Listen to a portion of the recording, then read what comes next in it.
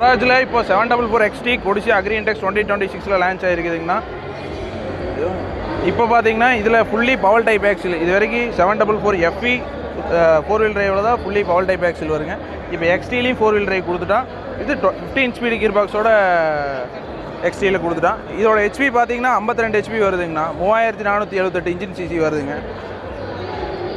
இந்த கீர் பார்த்தீங்கன்னா இதுக்கு முன்னாடி லோ ஹை தான் வந்துருந்துச்சு, 4-wheel டிரைவ் இல்லைங்க. இப்போ லோ மீடியம் ஹை 4-wheel டிரைவும் கொடுத்துட்டான்.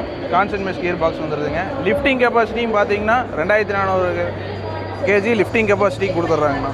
வித் கம்பெனி டிசி வால்வோடைய கம்பெனி ஃபிட்டடாகவே கொடுத்துட்றாங்கண்ணா. ஆனால் இது ஃப்ரண்ட் கேஸ்டிங் ஹெவி பெட்டு கொடுத்துட்றாங்கண்ணா ஃபேக்ட்ரி ஃபிட்டடாகவே. பெரிய ரேடியேட்டருங்க. முன்னாடி பார்த்தீங்கன்னா பவர் ஸ்டேரிங்க்கு ஹைட்ராலிக் டேங்க்லேருந்து ஆயில் போயிட்டுருக்கோம். இப்போ பவர் ஸ்டேரிங் செப்பரேட்டாக ஆயில் டேங்க் கொடுத்துட்டாங்கண்ணா. இது ஆக்சிலுமே பிக் ஆக்சில் கொடுத்துட்டாங்க. ஃபுல்லி பவர் டைப்புங்க. சேர்த்த அளவுக்கு இது எல்லாத்துக்குமே ஃபுல்லி க்ளோஸ்டு ஆக்சிலுங்கண்ணா. சைலன்சருக்கும் மஃப்லர்லேருந்து எல்லாமே கொடுத்துட்டாங்கண்ணா. கொஞ்சம் சைட் டோர் கவரேஜுக்கு ஹீட் இதுக்கு வர வேண்டி இது கொடுத்துட்டாங்க. PTO பார்த்தீங்கன்னா 540 CRPTO with 4 multi speed PTO option கொடுத்துட்றாங்க. IPTO லிவர் வந்துடுது.